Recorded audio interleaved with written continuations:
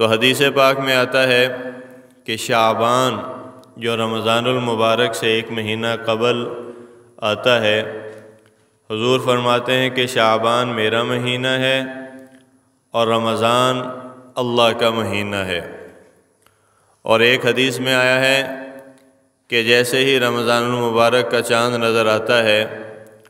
تو آسمانوں کے سارے دروازے اللہ تعالیٰ کھول دیتے ہیں، یعنی قبولیت کی طرف اشارہ ہے۔ دوسری روایت میں آتا ہے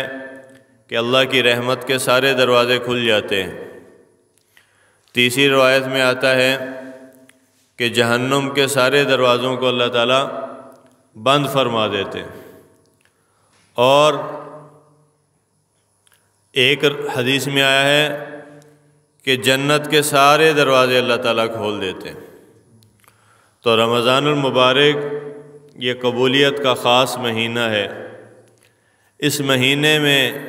حضور اکرم صلی اللہ علیہ وسلم کی بد دعا ہے اس شخص کے لیے کہ جس کے اوپر رمضان اترا اور آپ نے فرمایا کہ پھر بھی وہ اللہ سے اپنی بخشش نہیں لے سکا، وہ تباہ و برباد ہو جائے۔ تو اندازہ کریں کہ کتنی بڑی بد دعا ہے۔ حضرت جبرائیل علیہ السلام نے یہ بد دعا کی، اس پہ حضور اقدس صلی اللہ علیہ وسلم نے آمین فرمایا، یعنی اس دعا کو اور زیادہ مؤکد کر دیا اور زیادہ قبولیت کے قریب کر دیا۔ تو اب اندازہ کیا جا سکتا ہے کہ اس ایک مہینے کے گزرنے پر بھی اگر اللہ سے آدمی اپنی مغفرت نہ کروا سکے تو حقیقتاً یہ بدبختی اور یہ حقیقتاً محرومی کی انتہا ہے۔ اور آدمی کے اوپر یہ مبارک گھڑیاں جب اترتی ہیں، اللہ کی رحمتیں بارشوں کی طرح برستی ہیں، تو ہر آنے والے دن کے ساتھ ان میں اضافہ ہوتا چلا جاتا ہے۔ ہر آنے والا دن جو ہے رمضان کا، یہ پہلے سے بڑھ کے ہوتا ہے۔ پہلا عشرہ یہ اللہ کی رحمت کا عشرہ ہے، اس میں اللہ کی رحمت دھواں دھار برستی ہے۔ دوسرا عشرہ 10 دن دوسرے یہ مغفرت کے ہیں، ان میں اللہ تعالیٰ مغفرت فرما دیتے ہیں۔ اور تیسرا عشرہ جو خاص آگ سے آزادی کا ہے، آخری عشرہ، اور توبہ جب بھی کرے آدمی اللہ کی طرف سے قبولیت ہوتی ہے۔ لیکن ان عشروں کے اندر خاص طور پہ جو بعض لوگ ہیں جن سے شروع سے رحمت ہوتی ہے، علماء نے لکھا بعض لوگ ہیں کہ ان کی شروع کے روزے رکھنے اور عبادات کی وجہ سے پھر دوسرے عشرے میں مغفرت کی طرف متوجہ ہوتے، اور تیسرے عشرے میں بالکل ہی اللہ تعالیٰ جہنم سے آزاد فرما دیتے ہیں۔ اور آپ صلی اللہ علیہ وسلم نے فرمایا کہ اس میں ایک رات ہے، آخری رات میں اللہ روزے داروں کی بخشش فرماتے ہیں۔ تو صحابہ نے عرض کی یا رسول اللہ، یہ شب مغفرت شب قدر ہے، یعنی جس میں آخری رات میں بخشش کی جاتی ہے یہ شب قدر ہے کہ جس میں اللہ یہ انعام دیتے ہیں؟ تو حضور نے فرمایا کہ نہیں، یہ شب قدر نہیں ہے، بلکہ یہ قاعدہ ہے، قانون ہے، اصول ہے دنیا کا کہ جب مزدور اپنی مزدوری پوری کر لیتا ہے تو پھر اس کو اس کی مزدوری تھما دی جاتی ہے، دے دی جاتی ہے۔ تو اسی طرح آخری روزے پہ جب اللہ کے بندے اللہ کی طرف سے فرض کردہ اس فریضے کو جو پورا کر دیتے ہیں تو پھر اللہ تعالیٰ یہ مغفرت کا پروانہ ان کو تھما دیتے ہیں، آخری رات میں بخشش کر دی جاتی ہے۔ خاص طور پہ ویسے تو جب بھی توبہ کرے گا تو اللہ معاف کر دیں گے، لیکن یہ ایک خاص انعام کے طور پہ اللہ تعالیٰ مغفرت فرماتے ہیں۔ اور رمضان المبارک کے اندر فرمایا کہ اللہ نے میری امت کو یہ چیز دی، پچھلی امتوں میں سے کسی کو نہیں ملی۔ آپ نے فرمایا کہ ان کی منہ کی بو جو ہے یہ 5 خصوصیات ذکر فرمائیں، اور فرمایا کہ یہ میرے امت کے روزہ داروں کو ملی ہیں، کیونکہ روزہ پچھلی امتوں پہ بھی فرض تھا، پچھلی امتیں جو گزری ہیں ان پہ بھی اللہ نے یہ فرض کیا، یا ایھا الذین آمنوا کتب علیکم الصیام کما کتب علی الذین من قبلکم لعلکم تتقون، کہ اے ایمان والو ہم نے تم پہ روزے فرض کیے اور یہ تم سے پہلے امتوں کے اوپر بھی ہم نے فرض کیے تھے، اور اس وجہ سے نہیں تھے کہ یہ ہم نے فرض کر دیے ہیں تو تم یہ کہو کہ یہ روزے رکھے نہیں جا سکتے۔ آدمی کہے نا کہ میں روزے نہیں رکھ سکتا، میرے پاس ہمت نہیں ہے اور یہ بڑے مشقت کا کام ہے، تو اللہ نے کہا گھبرانا نہیں، یہ تو پچھلی امتوں کے ساتھ بھی ایسی مشقتیں ہوئیں تھوڑی سی ان کے اوپر، لیکن تمہارے روزوں کو اللہ نے اور آسان کر دیا۔ پھر فرمایا لعلکم تتقون، یہ اس لیے ہے کہ تاکہ تم متقی بن جاؤ۔ ایک ہوتا ہے تقوی کا ظاہر اور ایک ہوتی ہے تقوی کی اصل، تو فرمایا کہ تم تقوی کی اصل تک پہنچ جاؤ۔ اور تقوی یہ کہتے ہیں کہ گناہوں سے آدمی رک جائے، آدمی بچنا شروع کر دے، اس کے اندر اتنی ایمان کی طاقت آ جائے کہ وہ خود گناہوں سے اجتناب کر سکے، رک سکے، چھوڑ سکے ان کو، ان میں سے نکل سکے۔ گناہوں کی ایک دلدل ہے، اور آج کل تو ہر وقت ہر طرف ایک گناہوں کی آگ لگی ہوئی ہے جس نے ہر طرف جو ہے وہ اعمال کی زندگی کو بھسم کر دیا جلا کے۔ تو اس تقوی کی برکت سے آدمی گناہوں کی دلدل سے بچ جائے، ایمان کی طاقت سے عبادات کی نورانیت کو ساتھ لے کر آدمی کے اندر اتنی طاقت، روحانی پرواز پیدا ہو جاتی ہے کہ وہ آدمی گناہوں سے بچ جاتا ہے، اس کو چھوڑ دیتا ہے۔ 1 مہینے صرف اس کی پریکٹس کروائی جاتی ہے اللہ کی طرف سے، اس کا جو ہے وہ آدمی کو عادی بنایا جاتا ہے۔ تو اس لیے جیسے غیر رمضان میں گناہ کرنا برا ہے، لیکن رمضان میں گناہ کرنا خاص طور پہ برا ہے۔ جیسے کوئی عمرے کے لیے جائے اور بیت اللہ کے طواف کے اندر وہاں حتیم میں یا مطاف میں کوئی گناہ کرے یا بد نظری کرے تو کتنی بری چیز ہے، کتنی بری چیز ہے۔ تو وہ آدمی جو بیت اللہ کے قرب میں گناہ کرتا ہے وہ باہر نکل کے تو اور زیادہ کرے گا، ظاہری بات ہے، لیکن جو وہاں پہ بچے گا، وہاں پہ احتیاط کرے گا، اس کے اندر اتنی کیپیسٹی، اتنی طاقت پیدا ہو جائے گی کہ باہر آ کے وہ خود بخود گناہوں کو چھوڑ سکے گا۔ تو اس لیے 1 مہینہ، صرف 1 مہینہ آپ اس طرح گزاریں کہ گناہ کے قریب نہ جائیں، گناہ کو اپنے قریب نہ آنے دیں۔ موسیقی کو چھوڑ دو، جھوٹ کو چھوڑ دو، جو گانے بجانے کے عادی ہیں وہ اس سے نکلیں، جو زنا کے عادی ہیں وہ زنا کو چھوڑیں، جو نظر بازی کے عادی ہیں وہ اپنی نگاہوں کو صحیح کریں، صاف کریں، جو حرام کھانے کے عادی ہیں وہ حرام سے 1 مہینے کے لیے بالکل سچی پکی توبہ کر لیں، اجتناب کر لیں۔ جو آدمی گالیاں نکالتا ہے وہ اپنی زبان کی 1 مہینہ حفاظت کر لے۔ جس سے جو گناہ نہیں چھوٹ رہا وہ 1 مہینہ اس رمضان میں چھوڑ کے دیکھے، 1 مہینہ پوری طاقت لگا کے، جان لگا کے، کیوں گناہ ایسے نہیں چھوڑتا، گناہ ایسے چھوٹتا نہیں ہے، اور انسان ایسے اس کو چھوڑتا نہیں ہے۔ اس کو بڑی طاقت چاہیے، اللہ والوں کی صحبت چاہیے، ایمان کی فضا چاہیے، ایمان کی طاقت چاہیے، مسجد کا ماحول چاہیے، پھر اس کے اندر یہ طاقت پیدا ہوگی کہ گناہ کو چھوڑ سکے گا اور گناہ سے دور بھاگے گا۔ اسی طرح حدیث میں آتا ہے، بخاری کی حدیث ہے، آپ نے فرمایا زنا العین عن النظر، آپ نے فرمایا کہ نظر بازی جو ہے وہ آنکھ کا زنا ہے۔ جو غلط نظر سے کسی کو دیکھتا ہے وہ آنکھوں سے زنا کر رہا ہے، زنا کے اثرات اس کی آنکھوں میں ضرور آئیں گے۔ فحاشی کو، عریانی کو دیکھتا ہے تو اس کی نظروں کے اندر زنا کے اثرات ضرور پیدا ہوں گے۔ تو 1 مہینہ آدمی اپنی نظر کی حفاظت کر کے دیکھ لیں۔ عام ماحول کے اندر اگر مشکل نظر آتا ہے، موبائل، نیٹ اور یہ کیبل اور ٹی وی، ان گندگیوں نے تو ہماری نظروں کو ناپاک کر دیا۔ 1 مہینہ آدمی کوشش کرے کہ نہیں، 1 مہینہ میں نے کوئی غلط چیز نگاہوں کے سامنے نہیں آنے دینی، کسی غیر محرم کو نہیں دیکھنا۔ تو 1 مہینہ کی برکت سے انشاءاللہ اس کے اندر اتنی طاقت پیدا ہو جائے گی، اللہ کا اتنا تعلق، اتنا قرب پیدا ہو جائے گا کہ یہ باقی 11 مہینے بھی اس کو چلائے گا، باقی 11 مہینے بھی اس کو اس گناہ سے بچنا آسان ہو جائے گا۔ جو گناہ نہیں چھوڑ رہا، نماز نہیں پڑھ رہا، وہ 1 مہینہ پوری تکبیر اولیٰ کے ساتھ پابندی کرے نمازوں کی، مسجد کے ماحول کے اندر زیادہ رہے، تو انشاءاللہ 1 مہینہ یہ اس کے اوپر تقویٰ کا رنگ چڑھ جائے گا اور اللہ تعالیٰ اس کو حفاظت کی توفیق دے دیں گے۔ اس کی گناہ کی مثال امام رومی رحمہ اللہ علیہ وہ یہ دیتے ہیں کہ جیسے ایک درخت پیدا ہوتا ہے ایک آدمی کے، وہ درخت پیدا ہو گیا، وہ چھوٹا سا کومپل سی کھلی اس کے دروازے پہ، تو اس نے کہا کہ ابھی اس کو اکھاڑ دوں گا، تو پھر وہ اپنے کاموں میں مشغول ہو گیا، وہ تھوڑا سا اور بڑا ہو گیا، پھر اس نے کہا کہ بھائی اب اس کو جو میں ختم کر دوں گا، تو پھر وہ نہیں کر سکا، تو پھر اس نے تھوڑے دن اور گزار دیے، وہ اور طاقتور ہو گیا، آہستہ آہستہ وہ پودا جو تھا وہ تناور درخت میں بدل گیا۔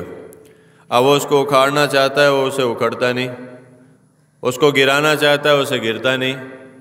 تو یہی حال انسان کے نفس کا ہے کہ جب ایک بیماری، ایک گناہ کا عادی ہو جائے، اس میں بڑھتا چلا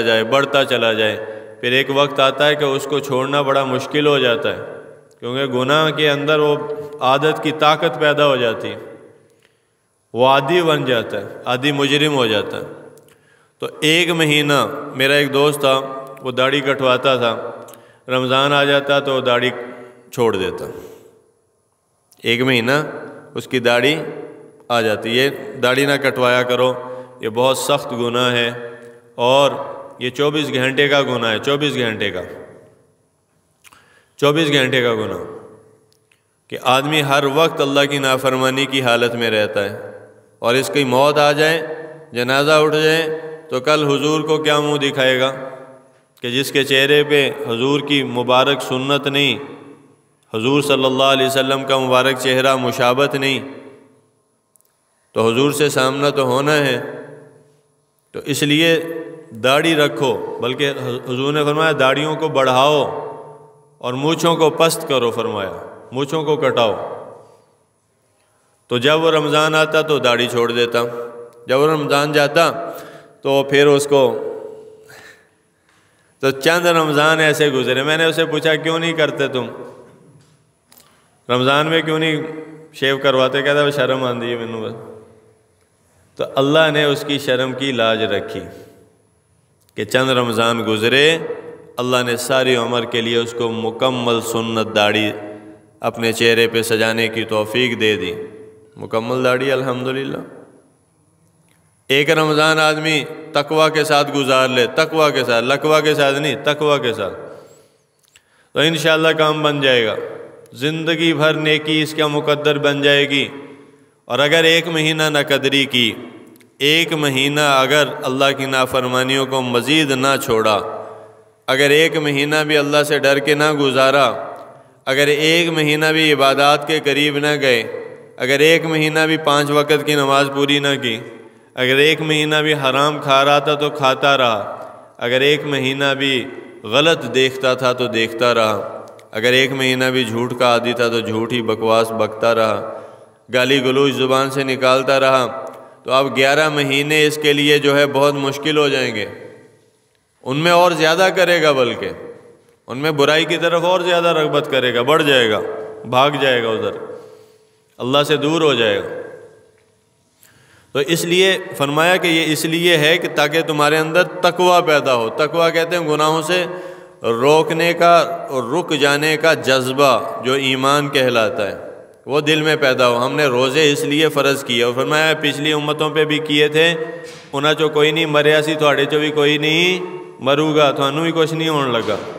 یہ نفس و شیطان کے داؤ پیچ ہوتے ہیں کہ پتہ نہیں کیا ہو جائے گا، کون سا آسمان گر پڑے گا، کچھ نہیں ہوگا۔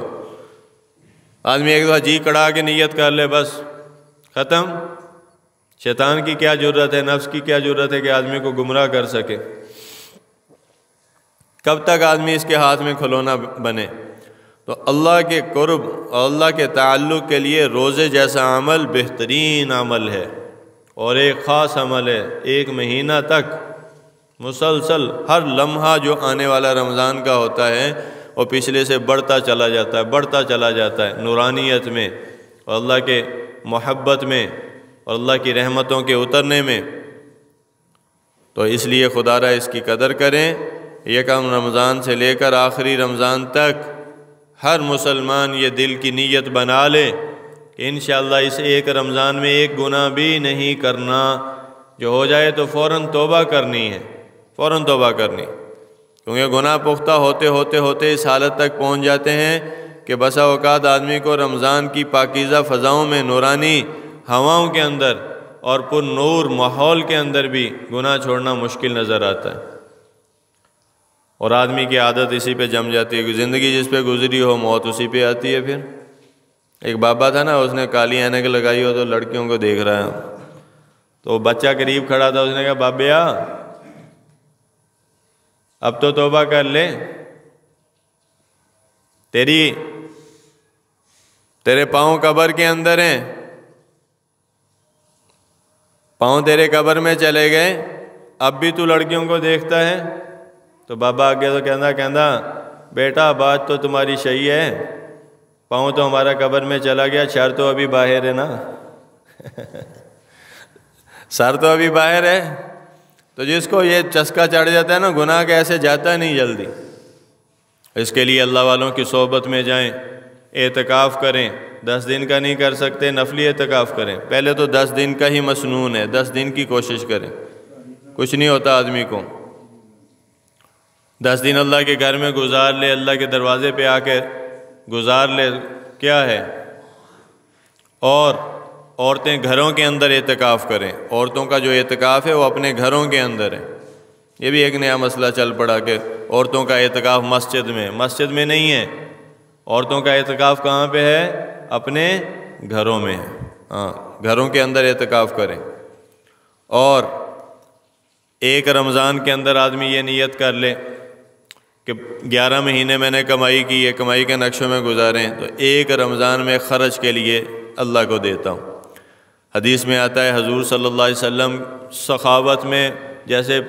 نفع دینے والی ٹھنڈی ہوا ہوتی ہے باہر کی، تو حضور کی سخاوت ایسے ہو جاتی تھی رمضان میں، اور آخری دن جب آ جاتے تو آپ اس سے بھی زیادہ سخی ہو جاتے،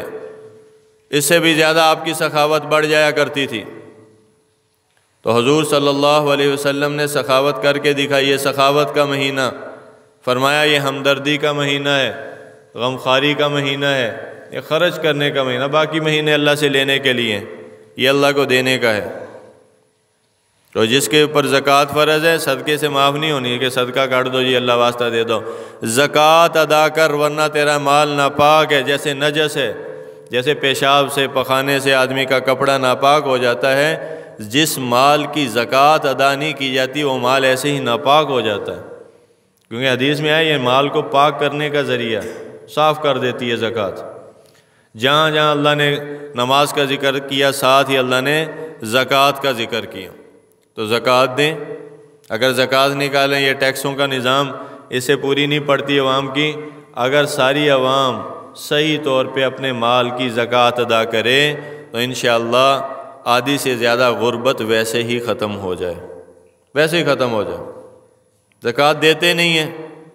تو زکوٰۃ ادا کریں۔ اگر مال کے اوپر آپ کے زکوٰۃ ہے، حساب لگائیں، مفتی صاحب سے اس کا مسئلہ پوچھیں کہ میرے اور جس کے پاس 1.25 لاکھ تقریباً موجود ہیں، سال گزر گیا، اس پہ زکوٰۃ فرض ہے، اس پہ زکوٰۃ بولو بھی فرض ہے، اس پہ زکوٰۃ کا جو نصاب ہے وہ معلوم کر لیں، اور اپنے جتنی پراپرٹی ہے، جتنی جائیداد ہے، جتنا بینک بیلنس ہے، آدمی سب کا حساب کر کے کہ اب اس سے اوپر لوگوں کی لاکھوں میں زکوٰۃ بنتی ہے، وہ ہزاروں بھی نہیں دیتے، ہزاروں دے کے 2-4 دے کے وہ کہتے ہیں شاید میں بس چھوٹ جاؤں گا، نہیں۔ حدیث میں آتا ہے آپ صلی اللہ علیہ وسلم نے فرمایا قیامت والے دن یہ مال ایک آئے گا سانپ کی، گنجش سانپ کی شکل میں، جو زہریلا سانپ ہوتا ہے، آگے تو اس کو یہاں سے بانچھے، اس کی یہ جو ہونڈ ہے نا، اتھو لپٹ جائے گا ادھر سے اور اس کو چیر دے گا یوں کر کے، اور چیخیں مارے گا کہ کیوں چیختا ہے، میں تیرا وہی مال ہوں جس کی تو زکوٰۃ نہیں دیتا تھا۔ اور قرآن میں ہے، اللہ قرآن میں کہتے ہیں کہ ان کے پہلوؤں کو ہم داغیں گے، سونے چاندی کو پگھلا کے ان کے پہلوؤں کے اوپر جو ہے یہ ٹھپے لگائے جائیں گے، وہ چیخیں گے، ان سے کہا جائے وہی مال ہے جس کی زکوٰۃ نہیں دیتے تھے، یہ وہی مال ہے جس کو اللہ کے راہ میں خرچ نہیں کرتے تھے، آج اسی مال کی سزا حاصل کرو۔ تو اس لیے محترم عزیزو، اور قرآن میں ہے کہ میت جو ہے نا، میت یہ تمنا کرتی ہے کہ مجھے زندگی ملے تو میں صدقہ کروں، اور دوسری بھی نیکیاں ہیں، لیکن صدقے کا خاص طور پہ ذکر اس لیے کیا کہ مال آدمی کو محبوب ہوتا ہے،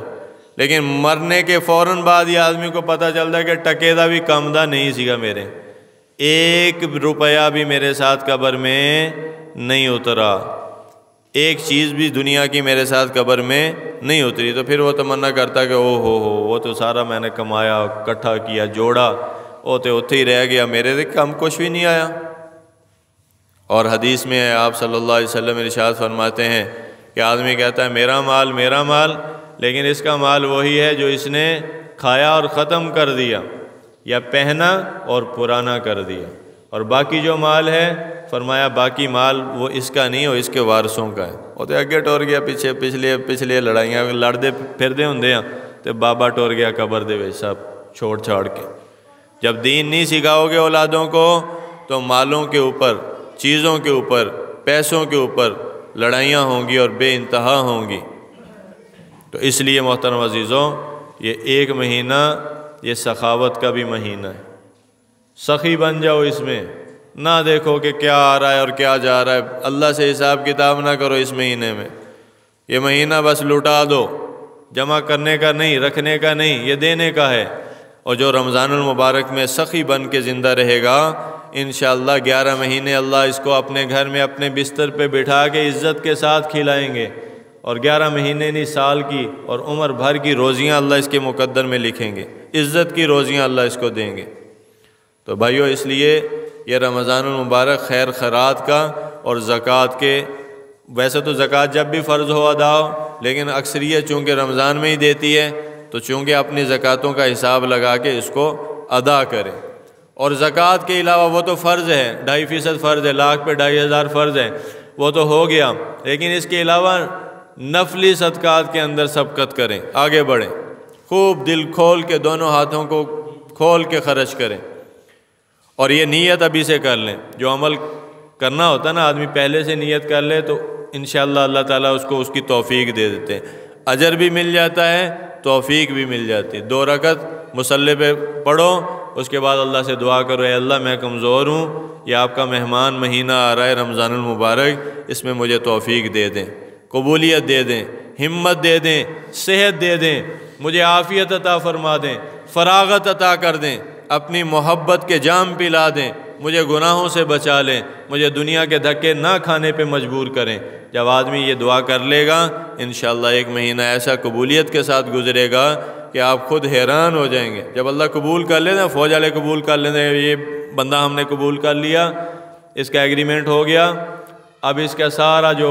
خود ہی ادارہ کرتا ہے، کسی بھی ادارے میں جائیں وہ ادارہ خود ہی کرتا ہے، اس کا اگلا کام سارا نا، دی پینشن، دی روٹی، دی تنخواہ، دی یونیفارم، اس کے رہائش کا خرچ، اس کے کھانے کا خرچ، اس کے جو علاج معالجہ، یہ سب